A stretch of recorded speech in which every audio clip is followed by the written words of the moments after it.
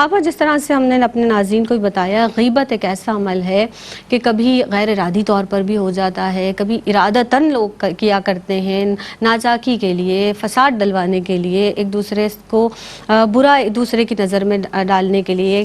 یہ فرمائیے گا کہ سب سے پہلے تو ہم یہاں سے آغاز کر لیتے ہیں کہ غیبت کہتے کسے ہیں، یعنی کہ غیبت سے کیا مراد ہے، پھر ہے چغلی ہے، غیبت ہے، اور اس کے ساتھ ساتھ بہتان ہے، کیا فرق ہے ان سب کے درمیان؟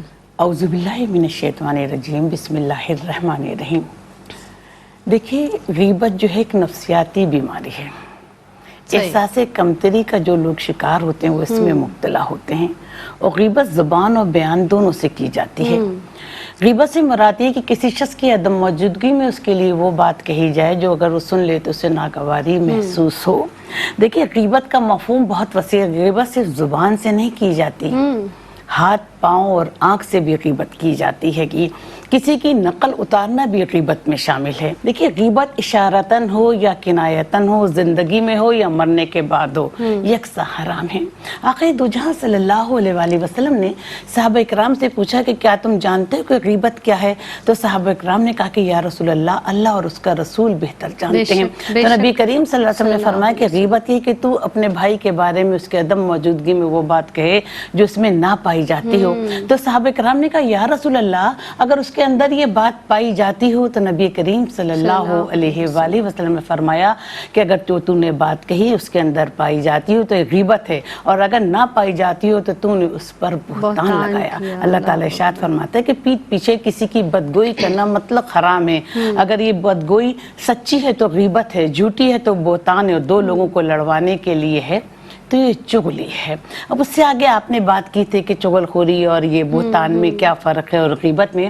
دیکھیے، چغل خور اس شخص کو کہتے ہیں جو دو لوگوں کے درمیان فساد ڈلوانے کے لیے ایک کی بات دوسرے کو جا کر کہتا ہے گا۔ قرآن پاک میں اللہ تعالیٰ ارشاد فرماتا ہے کہ اس شخص کی بات آپ ہرگز نہ مانیں جو تانا دینے والا، جھوٹی قسمیں کھانے والا اور چغل خوری کرنے والا ہو۔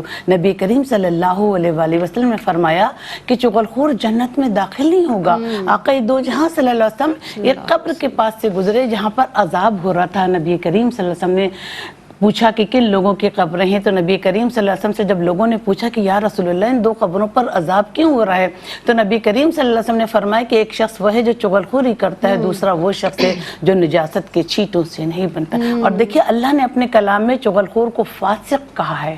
جب تمہارے پاس فاسق کوئی بات آ کر کہا کرے تو تم تحقیق کر لیا کرو۔ نبی کریم صلی اللہ علیہ وآلہ وسلم نے ارشاد فرمایا کہ جو شخص بھی ایک کی بات دوسرے تک جا کر پہنچاتا ہے یا اس کے دو چہرے ہوتے ہیں تو قیامت کے دن اس کے منہ میں آگ کی دو زبانیں ہوں گی۔ اب ہم بہتان پر آتے ہیں۔ دیکھیے، کسی بے گناہ شخص کو گناہگار قرار دینا، کسی بے گناہ شخص کو مجرم قرار دینا، اس پر بلا وجہ کی الزام لگانا بہتان کہلاتا ہے۔ کہ کسی پر آپ بلا وجہ کا الزام لگا دیں تو اس کی دل آزاری بھی ہوتی ہے، اس کا دل بھی ٹوٹتا ہے گا۔ نبی کریم صلی اللہ علیہ وآلہ وسلم نے ارشاد فرمایا اگر کسی شخص نے کسی غلام پر تہمت لگائی اور وہ چیز اس میں نہ پائی جاتی ہے تو اللہ تعالیٰ قیامت کے دن اس کی پیٹھ پر کوڑے مارے گا۔ نبی کریم صلی اللہ علیہ وآلہ وسلم نے ارشاد فرمایا کہ اگر کوئی شخص کسی مسلمان پر تہمت لگائے اور اس کی چیزوں کو عیب دار بتانا مقصود ہو تو اللہ تعالیٰ اسے دوزخ کے پل پر روک لے گا۔